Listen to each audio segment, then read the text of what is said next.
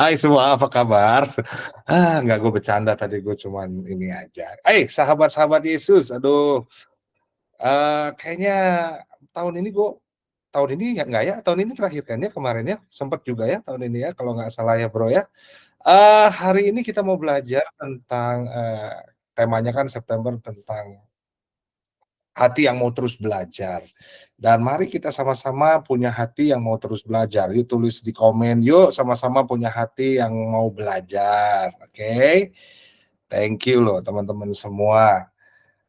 Alright. Juga thank you buat teman-teman semua yang sudah menyempatkan waktu untuk kita bisa belajar sama-sama. Oke, izinkan untuk aku ini ya, apa namanya, share screen boleh? Boleh ya, aku akan mulai dengan ini nih teman-teman nih. Siap-siap ya, jangan kaget ya, ini dia, mudah-mudahan keluar. Kan main. Udah keluar semua teman-teman? Aman? Aman ya? Oke, ini adalah istriku. Walaupun aku sudah menikah dengannya, walaupun, aku waktu itu mengejar dia ya, aku mengejar dia, mendoakan dia, mendekati dia, melayani bersama, dan pada akhirnya hatinya juga luluh, wah, dan akhirnya aku, eee ajak dia untuk tunangan dan dia mau dan akhirnya kami menikah. Tapi ketika kami menikah bukan berarti yes selesai, gua udah dapetin dia dan perjuangan gua. Enggak, tapi waktu itu memang awal tatapan mata itu memang bukan tatapan mata ya. Awalnya pasti kita fall in love ya. Tapi ketika udah menikah, apalagi kami udah menikah 9 tahun dan kami menikah 9 tahun, ternyata nggak cukup tentang fall in love aja. Kita perlu grow in love. Terus gimana caranya supaya kita terus bisa grow in love, bertumbuh dalam cinta? Sampai sekarang pernikahan ini masuk nggak detail tentang pernikahan ya, tapi aku mau kasih contohnya. Pernikahan adalah, tempat di mana kita belajar seumur hidup tentang pasangan kita.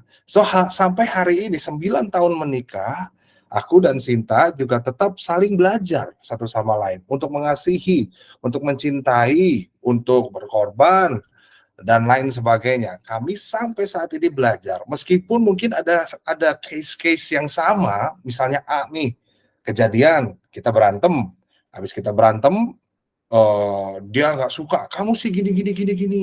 Terus aku sebagai lelaki, aku bilang, "Maksud aku nggak gitu." Kan kalau laki-laki suka menjelaskan ya logikanya, kalau cewek kan pakai perasaan, "Aku rasa kamu nggak peduli sama aku." Tapi kalau laki kan, "Bukannya begitu, maksud aku tuh begini begini begini begini, tapi kan kamu gini gini." "Nggak gitu, aku tuh nggak gitu maksudnya loh." Aku berusaha menjelaskan sampai akhirnya dia bilang, udahlah kamu denial, defend terus." Loh, habis aku harus gimana? "Ya kamu minta maaf aja lah, udah cukup." Oke, selesai. Oke. Garet, ya udah maaf ya. Next-nya terjadi lagi beberapa bulan kemudian, terjadi lagi masalah yang sama. Let's say aku suka lupa taruh kecap di tempatnya kalau habis pakai kecap ya. Dan dia suka marah tentang itu, tapi akhirnya aku lupa lagi dan ini contoh ya, dan akhirnya kejadian lagi, wah dia ngomong, kamu masih kayak dulu gini-gini. Nah tapi kan kayaknya aku udah tahu, oh ini caranya dia pernah ngasih tahu, cukup minta maaf aja, nggak usah denial, nggak usah defend, minta maaf, siap. Jadi dia, kamu tuh kayak masih kayak dulu gini-gini. Akhirnya dengan rendah hati saya bilang, oke deh, ya udah aku salah, maaf ya, titik. Gue pikir dia baik, habis itu ternyata dia langsung, "Udah, gitu aja."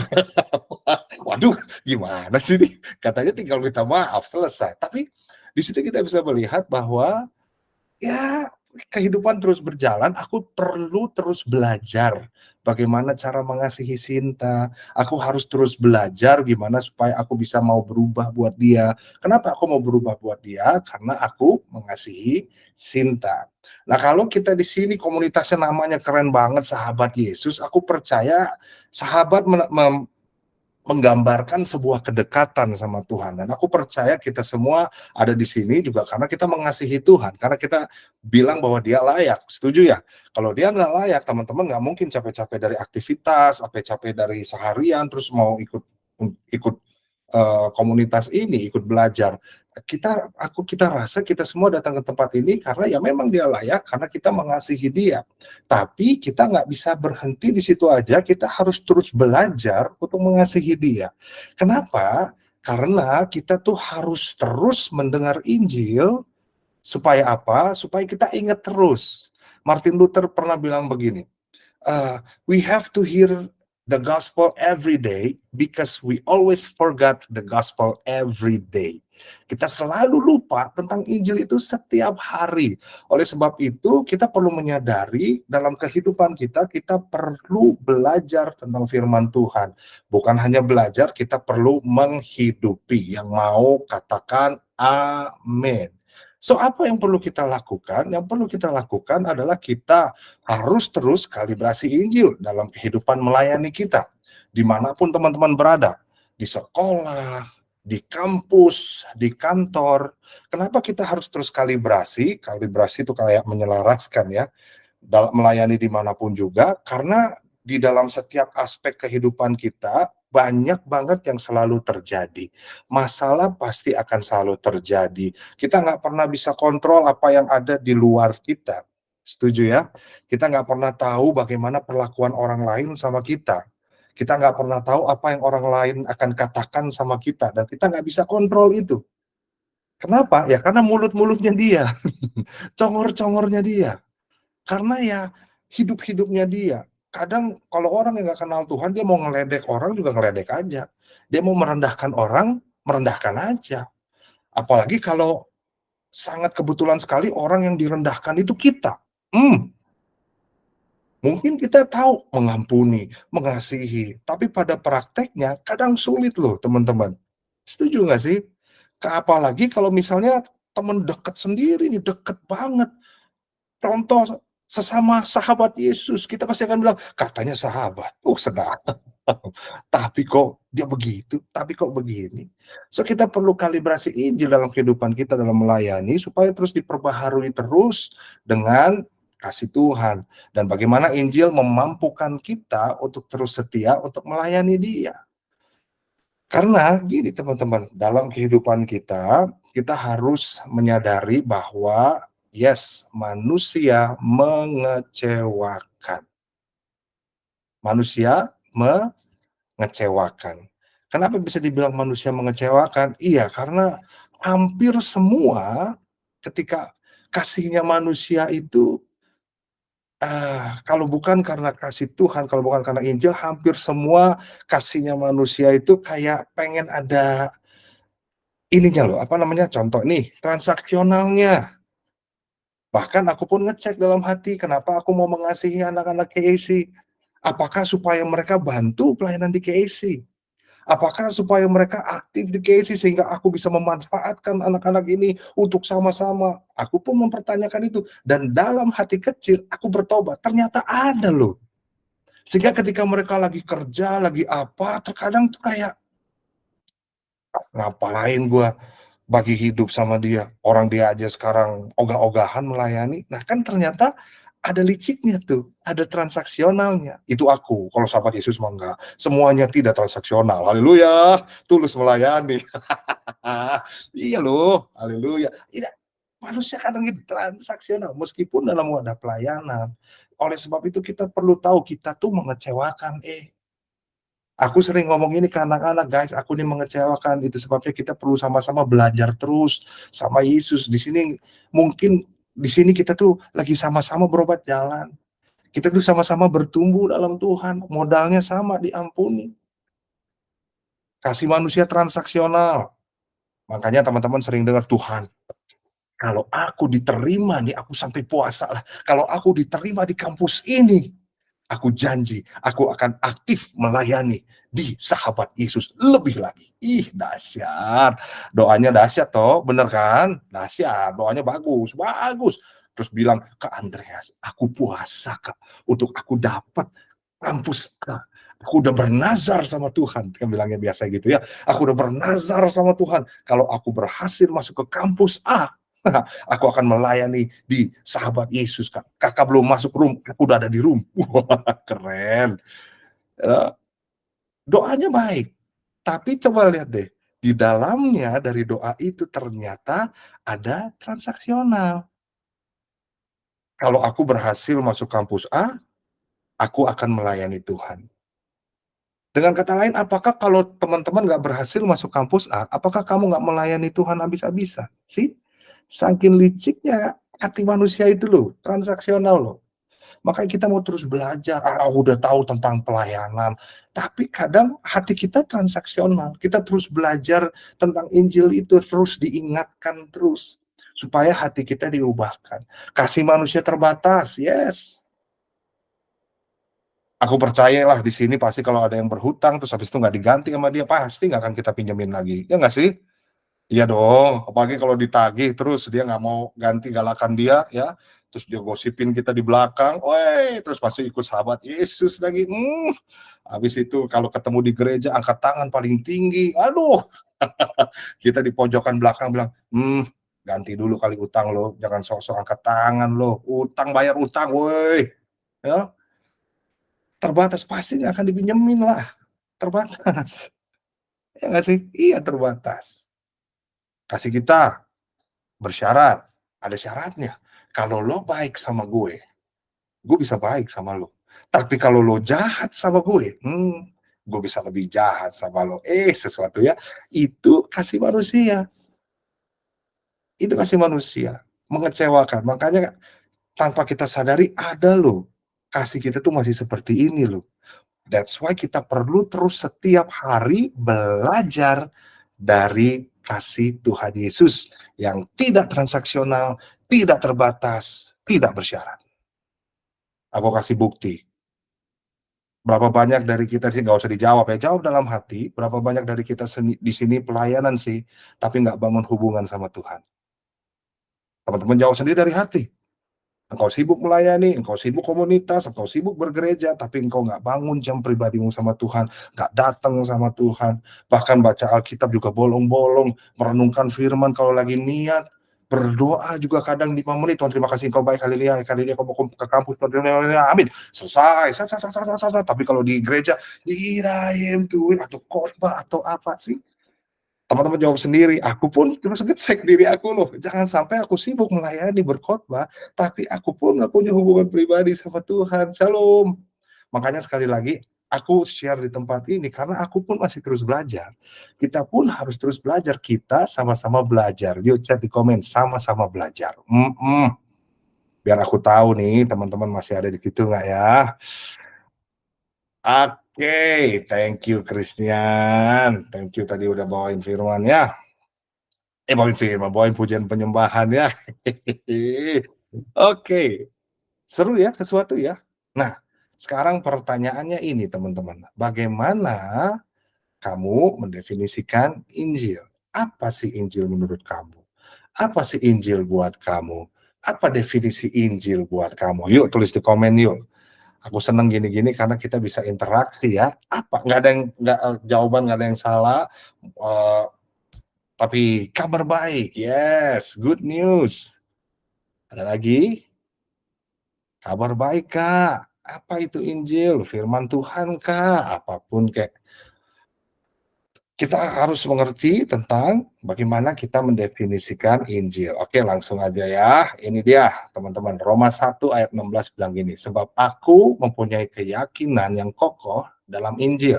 Karena Injil adalah kekuatan Allah yang menyelamatkan setiap orang yang percaya, pertama-tama orang Yahudi, tetapi juga orang Yunani. Jadi kita melihat bahwa Injil itu kekuatan Allah yang menyelamatkan. Kabar baik tentang kematian Kristus di kayu salib dan itu bukan karena usaha kita, tapi karena anugerah. Katakan anugerah. Give. Nah harusnya kalau misalnya ngomong tentang give, ini adalah sesuatu yang indah. Setuju nggak sih? Dikasih hadiah dari orang. Kalau kita dikasih hadiah sama orang kan happy banget. Give dari orang yang kita kenal. Nah, Injil adalah kekuatan Allah yang menyelamatkan. Kita nggak bisa menyelamatkan diri kita sendiri.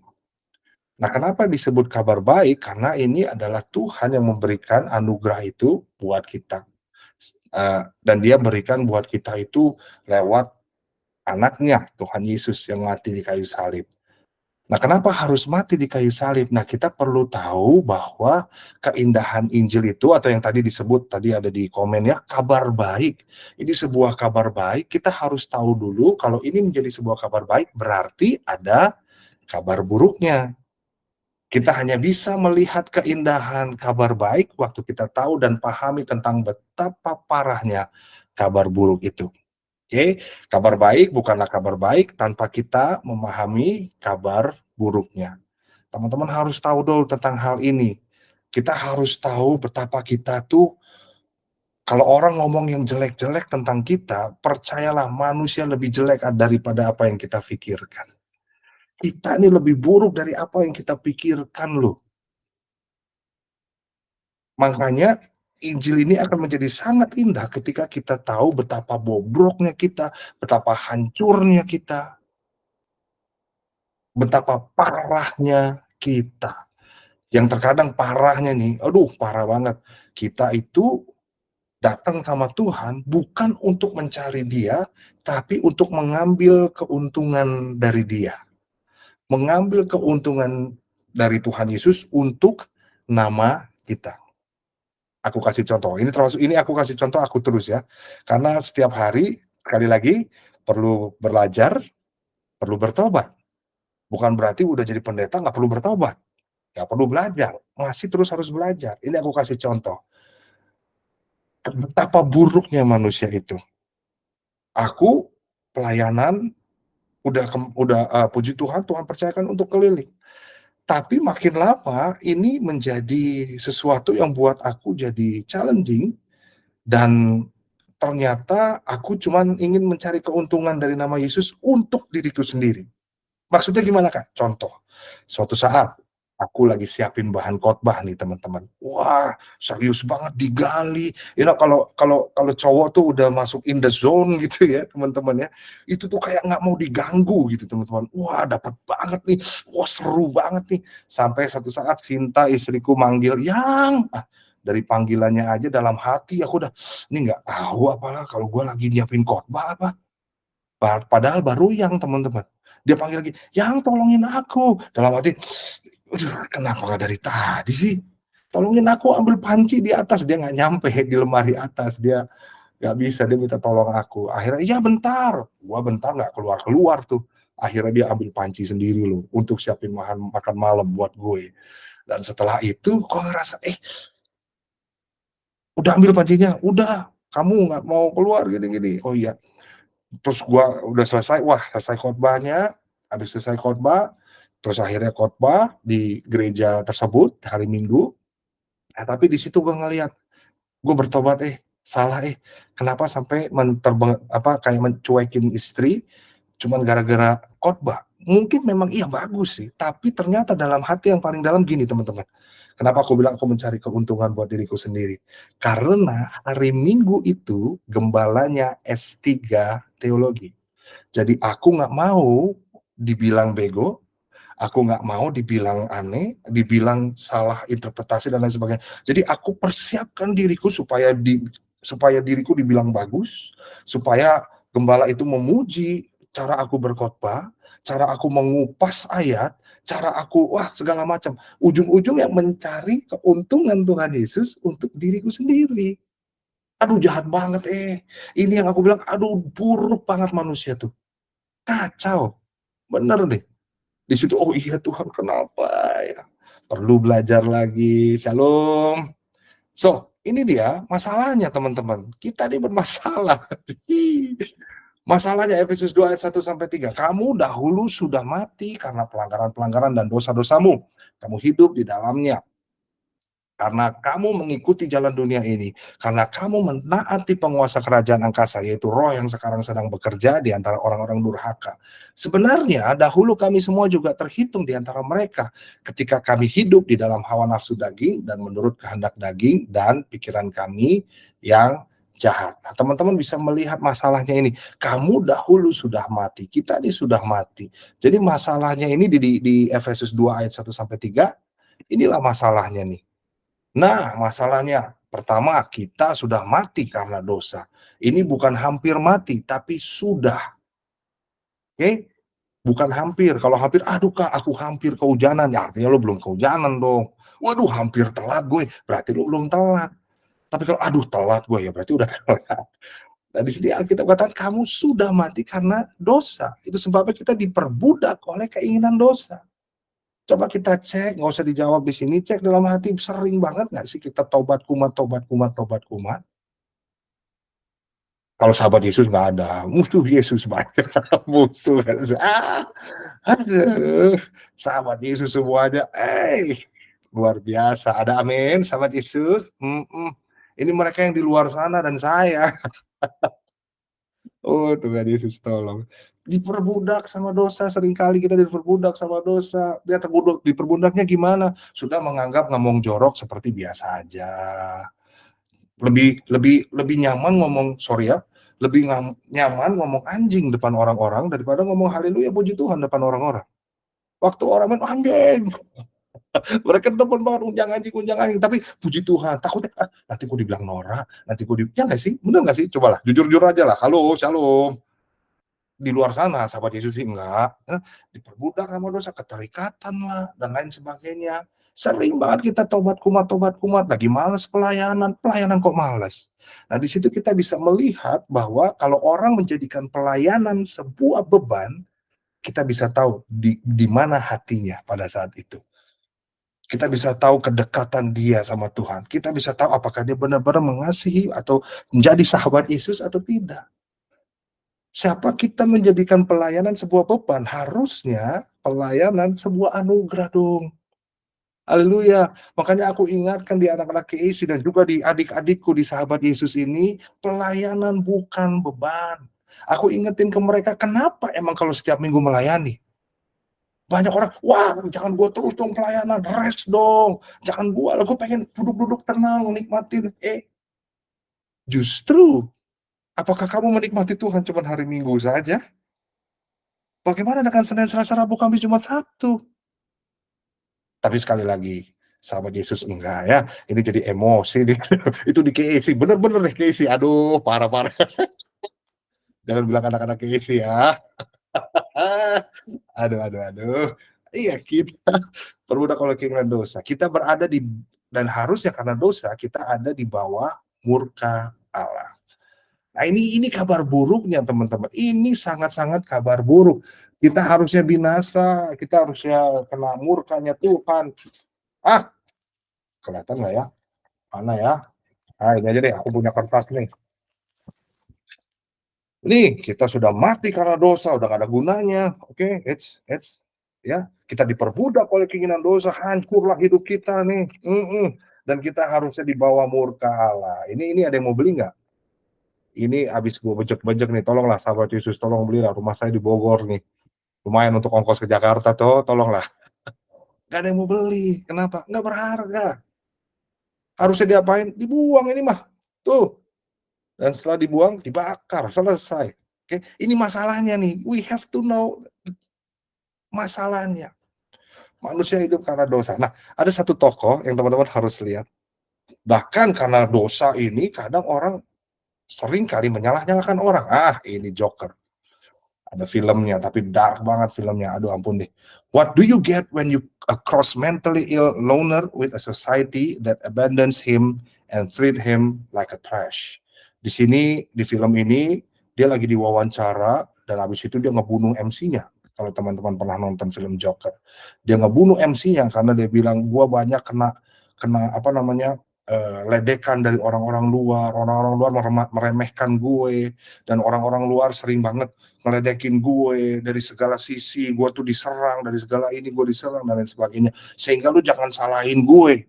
Kalau pada akhirnya gue kena mental dan pada akhirnya orang memperlakukan gue seperti sampah nih, seperti sampah ya, memperlakukan gue seperti sampah dan akhirnya disitulah dia mau tunjukin gara-gara orang-orang ngeledekin gue bunuh lo, dibunuh lah di situ, jebret.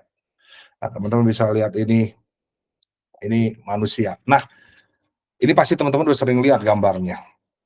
Ini ada sinful behaviors, dosa perilaku, tapi sebetulnya itu yang nampak teman-teman. Sebenarnya yang membangun dosa perilaku itu kayak, ya let's say ngomong jorok misalnya, perilaku ya, terus ngomong jorok kenapa? Nonton bokep misalnya, keterikatan yang lainnya, anything lah. Terus itu yang keluar, yang nampak. Ternyata ada penyebabnya, yang di bawah itu, ternyata itu disebabkan sama berhala. Kenapa Joker tadi nembak MC? Karena dia sering kali diremehkan, diledekin, dianggap remeh, dibilang nggak berhasil. Apa yang kesentuh? Pengakuan. Dia ngerasa nggak diakui, dia nggak ngerasa nggak diterima, dia ngerasa banyak hal. Nah, kadang itu jadi berhala. Apa sih berhala itu? Kita harus belajar nih. Ken Sande bilang ngomong tentang ini. Berhala bukannya hanya patung kayu, bukan batu atau besi. Berhala adalah segala sesuatu yang kita cintai dan kejar menggantikan Tuhan. Dan dapat juga disebut sebagai Tuhan palsu atau Tuhan fungsional. Menurut Alkitab, berhala, sorry ya, itu ada sedikit tipe. Berhala adalah sesuatu selain Tuhan yang kepadanya kita mengarahkan hati kita. Lukas 12:29, 1 Korintus 10 ayat 6. Memotivasi kita, 1 Korintus 4 ayat 5, menguasai atau memerintah kita. Mazmur 19 ayat 133, atau yang kita layani. Berhala itu sesuatu yang kalau kita kehilangan itu, wah kita langsung kalang kabut tuh. Langsung stres, langsung segala macam lah. Ada satu hamba Tuhan lagi, Tim Keller, bilang begini, berhala adalah apapun dalam hidup Anda yang sangat penting bagi hidup Anda, sehingga Anda tidak dapat memiliki kehidupan yang berarti jika kehilangannya. Itulah yang dinamakan berhala. Nah, hari ini kita belajar ada 4 berhala besar dalam manusia. Oke, yuk kita cek sama-sama. Ini dia. Yang pertama, power, kuasa. Orang rela lakuin apapun juga demi mendapatkan kuasa. Bahkan ada yang menjual Tuhan Yesus demi mendapatkan jabatan. Bahkan ada yang menjual Tuhan Yesus demi mendapatkan itu semua. Berhala, kuasa, power. Dia ngerasa nggak berarti kalau misalnya dia nggak berkuasa tuh. Nggak berarti. Contoh, ketika lagi mau Natal, lalu dia kasih ide sama panitia, idenya nggak ada yang mengindahkan ide itu. Habis itu ternyata left group. Wah, kenapa lo left group? Sudahlah. Kalau nggak ada yang mau dengar gue, apalah artinya gue. Contohnya seperti itu. Nah, itu contoh lain dari yang tadi itu ya. Yang kedua, approval, penerimaan. Kenapa kok Kak Andreas kalau Christian yang sakit ditelepon, kalau gua kok enggak ya? Gereja macam apa? Komunitas macam apa ini? Masa gua udah lama nggak diajak pelayanan? Apa ini? Atau lagi gereja, teman-teman asyirnya nggak sempat shalom. Asyir kok nggak nyalomin? Nggak ada penerimaannya. Ya. Nah, kita bisa melihat dunia mencoba mengelus-elus berhala ini. Approval, penerimaan. Dari mana? Berapa banyak followers lo? Dan itu sangat penting buat generasi sekarang tuh. Berapa banyak subscriber lo? Dan lain sebagainya. Kalau likes-nya sedikit, aduh likes-nya dikit. View-nya sedikit, aduh view-nya dikit lagi. Apalagi kalau misalnya kita share firman, view-nya cuma sedikit. Kadang frustrasi. Apakah benar, apakah enggak? Kadang balik lagi ke kita, penerimaan. Jangan-jangan gue ini. Ujungnya balik lagi ke kita. Penerimaan dicari sama semua orang. Pengakuan dicari sama semua orang. Dan hal simpelnya, kadang orang kompromi sama perkataan karena buat diterima. Aku sering bagiin itu, kenapa lo harus ngomong anjing? Kenapa lo harus ngomong anjir? Kenapa lo harus ngomong anjay? Apakah karena supaya diterima dengan society? Iya Kak, supaya sigma, race banget Kak. Supaya asik aja gitu Kak. Ya. Tapi sekali lagi di sini nggak ada, di luar sana ya.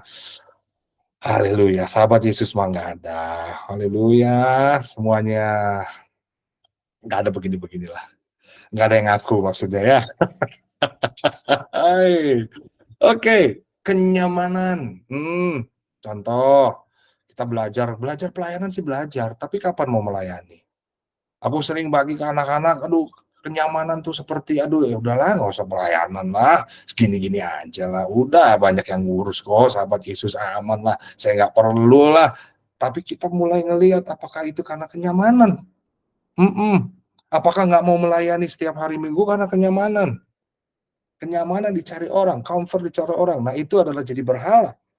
Yang terakhir adalah kontrol. Nah, kontrol ini yang mengakibatkan kadang lo anxiety, kadang lo gelisah, kadang lo ketakutan. Apa itu kontrol?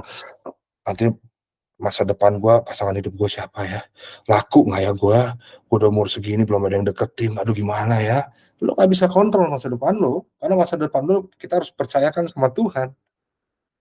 Kita percaya kontrol itu ada di Tuhan, tapi kadang kita mau jadi Tuhan dengan mengontrol semuanya. You know? Contoh lagi, kesembuhan. Ketika ada keluarga sakit, kita tuh pengen banget untuk sembuh, bener nggak sih? Tapi karena itu di luar jangkauan kita nggak bisa kontrol itu, apa yang terjadi? Mulai panik, takut, gelisah, karena itu di luar kontrol kita, right? Ini 4 berhala ini nih, teman-teman. Dan kalau ada berhala ini akan menghancurkan hidup kita. Contohnya roti ini. Teman-teman pernah rotinya jamuran di rumah karena lupa dimakan? Apa yang teman-teman lakuin? Dibuang atau dipotong yang jamurnya sedikit dicongkel? Gua jujur gua pas aku congkel itu, cuman seginilah jamurnya lah, potong aja lah. Ternyata menjamur udah ke mana-mana itu. Nggak bisa dengan dipotong aja dengan begitu, ini tuh harus dibuang, diganti dengan roti yang baru. Ketika hati kita udah penuh dengan berhala, ganti dengan hati yang baru. Shalom. Nggak bisa ditumpuk-tumpuk dengan macam-macam lah. Gimana caranya? Tadi kan ada masalah tuh, ini masalahnya hancur kita ini udah, selesai nih, harusnya dibuang, sampah kita. Ini masalah, tapi Efesus nggak sampai situ aja, dia kasih solusinya. Ini solusinya. Sebentar ya. Efesus 2 4 sampai 7. Tetapi Allah yang kaya dengan rahmat oleh karena kasihnya yang besar yang dilimpahkannya kepada kita telah menghidupkan kita bersama-sama dengan Kristus sekalipun kita telah mati oleh pelanggaran eh, telah mati oleh kesalahan-kesalahan kita.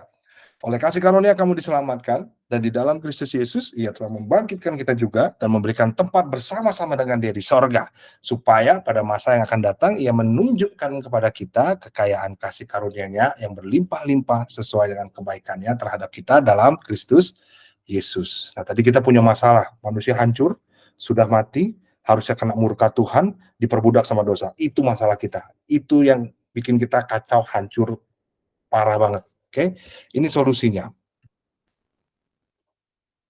Solusinya, Allah menghidupkan kita bersama dengan Kristus. Yang tadinya kita mati, kita dihidupkan bersama dengan Kristus, oke? Dan Allah menempatkan kita di sorga di dalam Kristus. Dan yang terakhir, Allah akan menunjukkan kita kebaikan di dalam Kristus. Allah menunjukkan kebaikannya. Harusnya kita berada di bawah murka Tuhan. Tapi karena Kristus, Allah menunjukkan kebaikannya untuk kita semua. Kita ditempatkan di sorga, dan kita dihidupkan kembali, dibangkitkan kembali. Yang excited katakan, amin. Terima kasih Tuhan Yesus, Engkau baik. So, teman-teman bisa lihat ini, prosesnya gimana? Prosesnya teman-teman harus tahu, ini dia. Sebab karena kasih karunia kamu diselamatkan oleh iman, itu bukan hasil usahamu, tetapi pemberian Allah. Itu bukan hasil pekerjaanmu, jangan ada orang yang memegahkan diri. So you have to understand this, kamu harus mengerti tentang hal ini, betapa harusnya kita sampah yang harusnya binasa, tapi karena Yesus, dari masalah pada solusi itu ada jembatan yang sangat besar. Ada jembatan yang nggak bisa kita lompat, nggak bisa itu. Flying Fox juga nggak bisa itu. Lo mau pakai galah kayak nggak bisa itu. Nggak bisa. Jadi kalau dari masalah ke solusinya, ini yang Efesus 2 ayat 6 tadi ya, ayat 4 sampai 7 tadi bilang, solusinya hanya Kristus. Apa yang terjadi di situ? Yang terjadi, your story become his story, dan his story become your story. Kita dipersatukan sama Tuhan Yesus. Artinya gimana? Kita yang sudah harusnya binasa, mati, kita sudah mati karena dosa. Kita yang harusnya mati karena dosa. Oke? Nah, Kristus mati buat kita. Itu menjadi kematiannya Kristus. Tetapi jangan lupa, kebangkitan Kristus. Karena kita sudah jadi satu sama dia. Menjadi kebangkitan teman-teman dan saya juga. Dan itu standarnya sangat tinggi, kita nggak akan pernah bisa ke situ. Makanya dia lakukan itu buat teman-teman semua. So dari sini kita harus belajar tentang keindahan Injil itu, supaya kita punya hati yang terus diperbaharui. Right? Aku sampai sekarang, aku menjadi orang yang menyadari tentang keburukan, menyadari tentang kelemahan, karena di dalam kelemahan kuasa Tuhan bekerja, haleluya, menyadari karya Kristus yang datang kepada setiap kita, kita dibangkitkan. Sehingga akan sangat sulit, ini gambar yang salah nih teman-teman. Teman-teman harus lihat ini bagus. Yang di bintang itu perjumpaan kita dengan Kristus. Oke? Yang ke atas kesadaran akan kekudusan Allah, kesadaran yang ke bawah kesadaran akan keberdosaan kita. Kesadaran akan kecukupan Kristus dan identitas baru kita. Setelah kita menerima Kristus, nah Kristus harus semakin bertambah, ku harus makin berkurang, setuju ya? Dia harus makin bertambah supaya keindahan itu terlihat.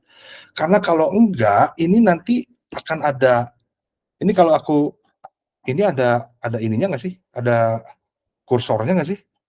Kelihatan nggak sih kursornya? Ada ya?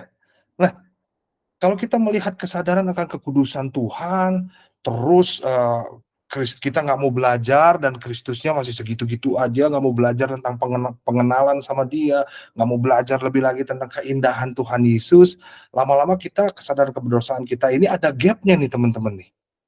Gapnya itu dipakai apa? Supaya ke sini. Gapnya itu dipakai dengan kita aktif kegiatan melayani, tapi nggak punya hubungan, supaya ke sini gitu. Terus abis itu kita, waduh, supaya hidup gua baik-baik saja, supaya gua nggak kena terpaan, hidup gua lurus-lurus aja, gua mau rajin ke gereja, gua mau pelayanan. Nah ini gapnya diisi sama itu, sama usaha-usaha dan tindakan-tindakan kita untuk ke sini. Karena kita merasa, aduh, kekudusan Tuhan ini terlalu besar dan lain sebagainya, sehingga sulit untuk mencapainya. Yang harusnya terjadi adalah ini, teman-teman. Lihat deh gambarnya beda ya. Jadi semakin kita menyadari kesadaran keberdosaan kita, semakin kita bisa melihat kemurahan dan keindahan kasih Kristus dalam hidup kita. Itu yang menyebabkan kita melayani bukan karena supaya diselamatkan. Enggak, kita sudah diselamatkan, kita sudah dikasihi, kita melayani Tuhan dengan kasih itu. Shalom. Saudara kasih persembahan bukan untuk diberkati. Ada orang, aduh Kak, transaksional jadinya.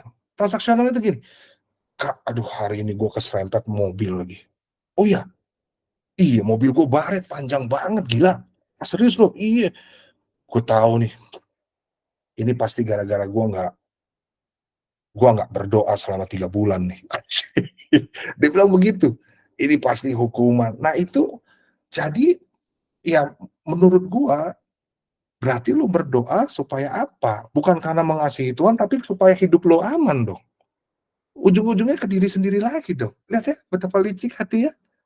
Supaya Tuhan jagain mobil gue, Tuhan jagain kehidupan. Suruh jadi satpam Tuhan. Supaya hidup gue baik-baik aja.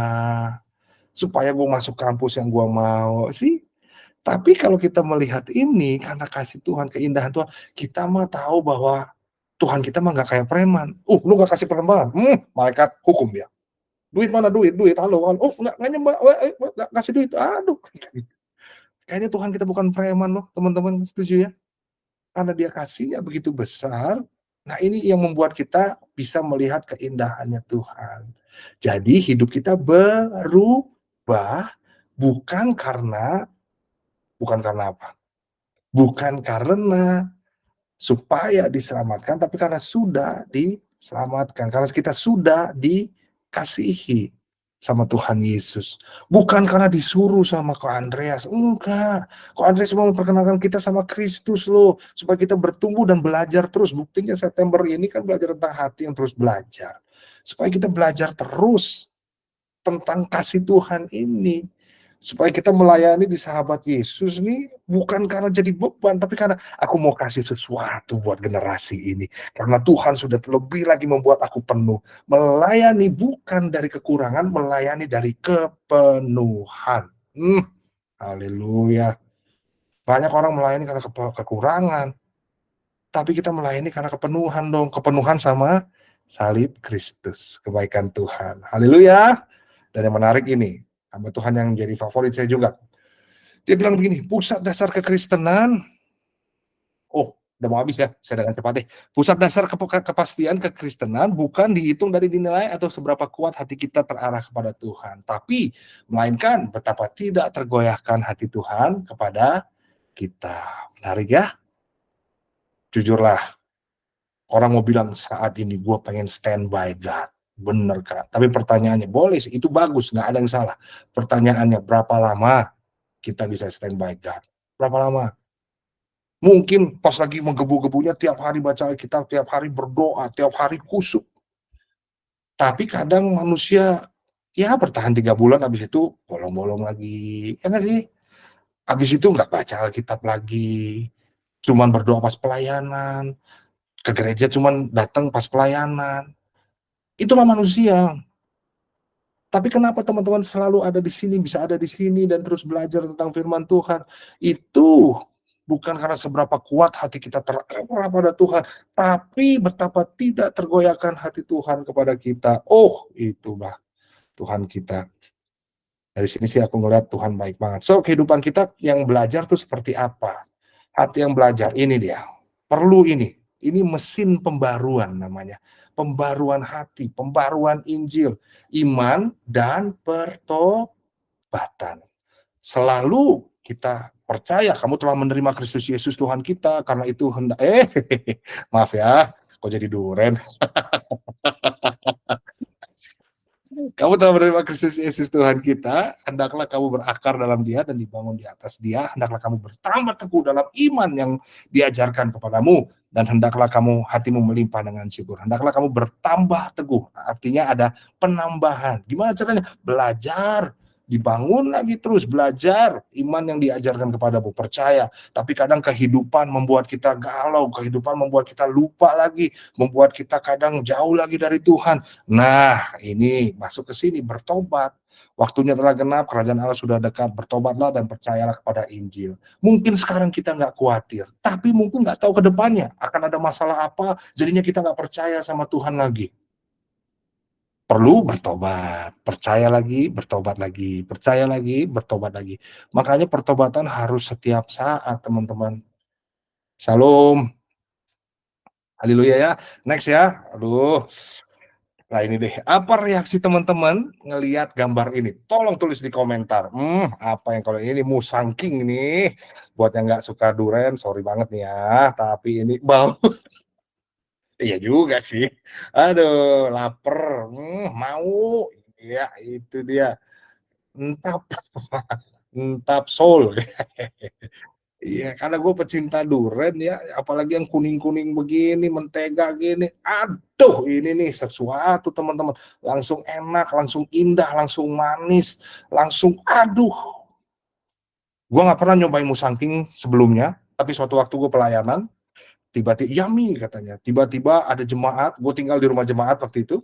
Tiba-tiba ada jemaat juga yang itu gue ya memang di Australia sih, dan anehnya waktu itu Andreas doain gue, Kak kayaknya gue ngeliat Australia tuh, gue awal apa sih lo, gak percaya gua, tapi gue bertobat juga, maaf ya Andreas ya, ternyata gue ke Australia juga akhirnya melayani, dan singkat cerita Andreas habis itu dia WA lagi, Kak akhirnya ya lu inget gak gue doain gue pas, oh iya di Tuhan maafkan saya, soalnya nggak ada di pikiran gue tentang Australia sama sekali. Oke, singkat cerita itulah. Nah akhirnya di sana lo gue mencobai musangking. Jadi suami istri ini punya musangking, istrinya bilang, "Pak, kita kan punya musangking ya, buka aja apa." Dalam hati, "Oh, darah Yesus, lembutkan hati mereka." Terus istrinya bilang, "Ah, kita punya 2 kan, Pak." Oh, suaminya udah senyum-senyum, "Iya iya iya iya iya." Dalam hati, Tuhan jamah, jangan tahan-tahan, lepaskan." Dan pada akhirnya di situlah gue cobain musangking pertama kali, guys. Gue ambil itu musangking, jari gue hilang karena saking tebelnya daging tuh ya. Terus gue makan itu musangking. Waduh, itu mengubahkan paradigma gue tentang durian. Sejak saat itu, durian musangking jadi durian terindah dalam hidup gue. Pulang ke Jakarta, apa itu durian montong? Alah, apa itu durian Petruk? Nggak enak gue. Karena musangking adalah yang ter terindah. Dan itu mengubahkan paradigma, mengubahkan semua. Kita perlu tahu bahwa Injil terindah buat kita semua. Kasih Kristus itu terindah. Sehingga kita tuh nggak pernah berhenti tuh belajar untuk tahu tentang Dia. Sehingga kita tuh terus pengen supaya ada perubahan dalam hidup kita. Karena pertemuan kita dengan Injil pasti akan mengubahkan hidup kita dan pelayanan kita. Jika Injil tidak bisa mengubah hidup kita, saking indahnya, ya, nggak bisa mengubah hidup kita, artinya kita belum mengerti Injil itu sendiri. Karena pada akhirnya tidak ada yang lebih indah dari Injil. Martabak lah, coklat kacang wijen lah, halo, pakai Wisman, itu kesukaan gue. Istri gue keju. Kalau kita beli setengah-setengah. Tapi karena martabak coklat kacang wijen jadi yang terindah dalam hidup gue, tiap buka itu mau keju manggil-manggil kek, kejunya berlimpah kek, gue tetap akan ambil coklat kacang wijen. Tim coklat kacang wijen katakan, amin. Tim keju, sorry banget nih ya, sorry banget. Minggir wir. Ah, aduh, iya. Kalau firman Tuhan, Injil jadi yang terindah dalam hidup lo. Dunia mau tawarin apapun juga lo nggak akan mau. Shalom. Artinya kalau ada yang lebih indah dari itu, berhalah. Hasilnya apa? Karena kita ini buatan Allah, diciptakan dengan Kristus Yesus untuk melakukan pekerjaan baik yang dipersiapkan Allah sebelumnya, Ia mau supaya kita hidup di dalamnya. Nah, bahasa aslinya dia pakai buatan Allah itu poema atau puisi. Kamu ini puisinya Tuhan. Aduh, indah teman-teman. Aduh, ya gak sih? Dari sini kita bisa melihat, mari kita terus sama-sama belajar mengkhotbahkan Injil pada diri kita sendiri. Belajar untuk melihat apa yang Yesus sudah lakukan untuk teman-teman dan saya, supaya Injil terus terkalibrasi dalam hidup kita. Dan kita terus belajar, belajar, belajar, belajar dalam Injil itu sendiri. Ada teman-teman kenapa lihat ini apa yang Yesus sudah lakukan? 4 hal berhala tadi ingat? Power, kontrol, penerimaan, kenyamanan. Coba lihat apa yang Yesus lakukan sama itu semua. Kuasa, dia kurang berkuasa apa, tapi dia rela meninggalkan itu, turun ke dunia, sampai nggak berdaya sekalipun. Mati di kayu salib. Firman Tuhan bilang, ia mengosongkan dirinya. Walaupun dia setara dengan Allah, tapi tidak menggunakan kesetaraan itu sebagai sesuatu yang harus dipertahankan, melainkan mengosongkan dirinya, menjadi manusia, sama seperti kita. Bahkan di dalam hidupnya yang jadi manusia, dia merendahkan dirinya lagi. Disiksa dan mati di kayu salib. Kuasa. Yang kedua, penerimaan. Kita pengen banget diterima. Tapi ketika Yesus lahir di dunia, mau lahir aja udah ditolak. Murid-murid menolak dia, mengkhianati dia. Manusia menolak dia. Bahkan ketika dia mati di kayu salib, Elohi, Elohi lama sabachthani. Ini yang menyedihkan. Bapa menolak dia karena dosa manusia, dosa lo dan gue dikasih ke dia semua. Itu pertama kali Tuhan Yesus bilang Allahku. Biasanya kalau dia berdoa dia bilang Bapakku. Karena kita, dosa kita. Teman-teman, kita mendapatkan penerimaan yang besar. Caranya apa? Caranya Yesus mendapatkan penolakan yang besar. Supaya kamu mendapat penerimaan yang besar dari Bapa. Kontrol Bapa. Kalau boleh cawan ini lalu daripadaku, tapi bukan kehendakku, tapi kehendakmu. Dan buat gua dia satu-satunya yang satu-satunya pribadi yang hidupnya sempurna dan dia bisa meminta itu layak karena hidupnya sempurna. Tapi dia tetap bilang, Kalau kita kan, "Gua kan udah pelayanan, kenapa nggak dijawab doa gue? Eh, gua kan udah sering pelayanan, gua kan udah ini, Tuhan mana dirimu dirimu dirimu dirimu." Marah sama Tuhan. Tapi di sini nggak ada, sekali lagi ya, kontrol, dia bisa mengontrol semuanya, tapi dia tinggalkan untuk teman-teman dan saya. Nah, gimana ngeceknya apakah ada berhala di dalam kita? Teman-teman bisa lihat ini. Aku kasih waktu teman-teman. Bacanya dari kanan ke kiri, oke? Kalau teman-teman gelisah berlebihan, teman-teman merasa resah, teman-teman marah, kamu takut, keputusasaan, terus kita menyakiti orang lain dengan orang lain tertuduh karena tidak bisa memenuhi standarmu, orang lain disalahkan, terus lagi itu ketakutan bila berhala ini gagal, karena takut ketidakpastian, karena takut kehilangan kendali, terus lagi itu harga yang dibayar rela kesepian. Nah, ini teman-teman coba aku kasih waktu 2 menit lah ya. Kayak aku tadi contohnya, ternyata aku masih ada dalam kenyamanan, eee, tadi nyaman banget nyiapin bahan khotbah, ketika istriku panggil, aku marah. Nih, kenapa aku marah? Aku ngerasa ternyata ada ketakutan situ, takut khotbahku jelek, takut nggak mengesankan buat pendeta itu. Jadi apa yang akibatnya aku menyakiti orang itu kayak gimana? Ingat tadi aku cuekin istriku yang minta tolong, menterbengkalaikan orang lain, aku cuekin dia, aku melukai dia padahal minta tolong, apa sih? Nih, terus ketakutan bila berhala ini gagal, aku takut dituntut dan lain sebagainya. Dan ini sebenarnya ternyata aku lagi tadi itu ada kenyamanan, berhala kenyamanan buat aku. Nah, yuk teman-teman lihat, coba cek. Kira-kira apa nih? Supaya hari ini kita buka hati kita, kita belajar untuk mengakui di hadapan Tuhan, dan kita bisa, ayo Tuhan tolong, biar Engkau tetap jadi nomor satu di dalam hidupku. Oke, yuk. Aku kasih waktu yuk. 2 menit aja, 3 menit boleh lah. Mhm.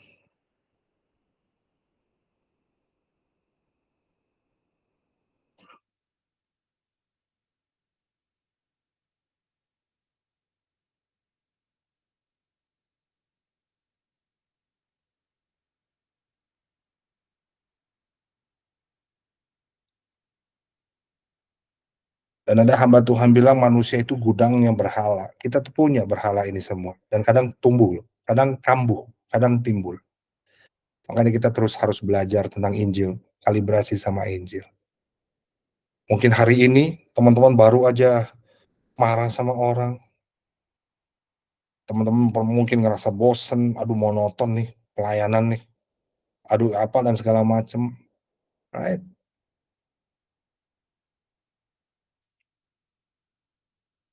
Kita cek apa, ada nggak ya berhala di tempat ini?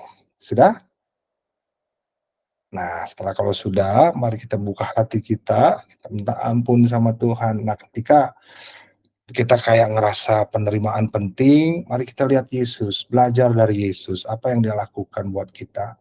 Dia yang tadi aku bilang, dia rela mendapatkan penolakan supaya kita dapat penerimaan. Jadi aku pribadi untuk dari dari semua yang ada di luar untuk nggak masuk ke dalam, cuma Injil yang menguatkan.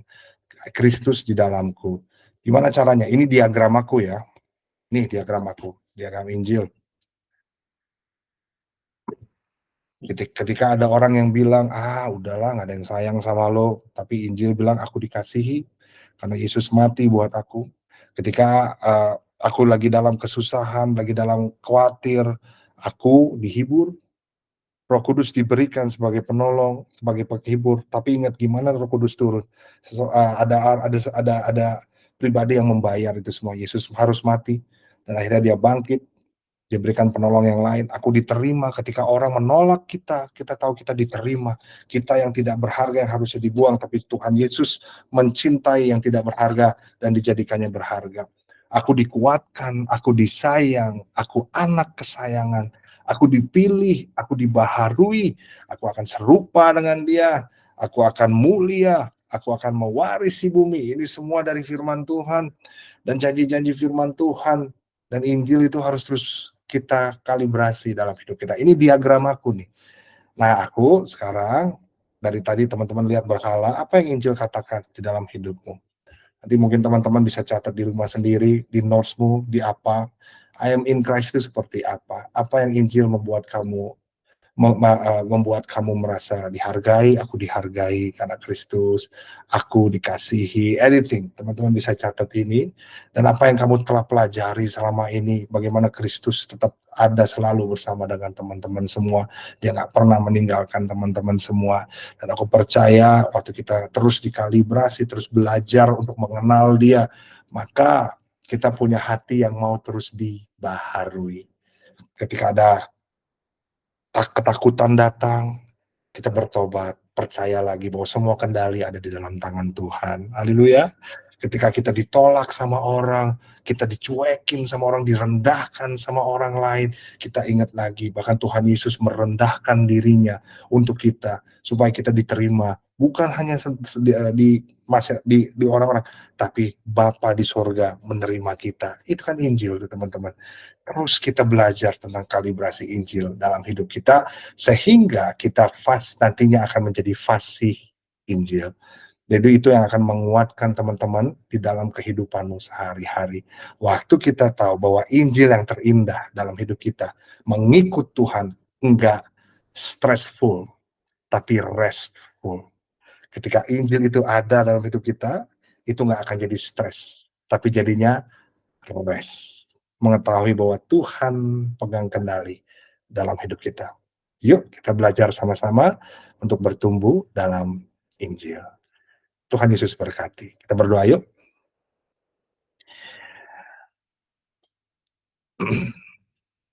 Tuhan, kami bersyukur buat hari ini. Terima kasih kalau kami sudah belajar tentang pembaharuan hati, di mana hati kami diperbaharui oleh Injil-Mu Tuhan Yesus. Hati kami mau terus belajar untuk mengenal Engkau lebih lagi. Karena kami tahu Tuhan, Engkau yang terindah dalam hidup kami. Ampuni kami kalau selama ini kami terus memberi makan sama berhala-berhala kami. Kadang kami sakit hati ketika kami nggak mendapatkan penerimaan itu. Bahkan mungkin kami mau kompromi sama dosa ketika kami nggak mendapatkan semuanya itu. Ketika kami nggak mendapatkan kuasa, kenyamanan, penerimaan, bahkan kami nggak bisa kontrol apa yang ada di depan kami. Ampuni kami yang berusaha mengambil identitas-Mu dalam kami. Engkau yang maha tahu, kami enggak, Tuhan. Engkau yang berkuasa, Tuhan Yesus. Kami perlu Engkau. Mari ajar kami, supaya kami terus belajar bertumbuh di dalam Injil-Mu Tuhan, terkalibrasi dengan Injil-Mu, sehingga setiap hari ada perubahan hati terjadi, Tuhan Yesus, pembaharuan hidup terjadi, pembaharuan hati terjadi, sehingga firman yang kami terima bukan hanya kami dengar aja, tapi kami lakukan, dan kami mau bertobat setiap hari, setiap saat. Terima kasih Tuhan Yesus buat sahabat Yesus, aku berdoa apapun yang mereka sedang alami, biar mereka semakin melihat bahwa Injil itu indah dalam hidup mereka, Kristus indah dalam hidup mereka. Terima kasih Bapak, Engkau baik. Dalam nama Tuhan Yesus kami berdoa, kami mengucap syukur. Haleluya. Amin.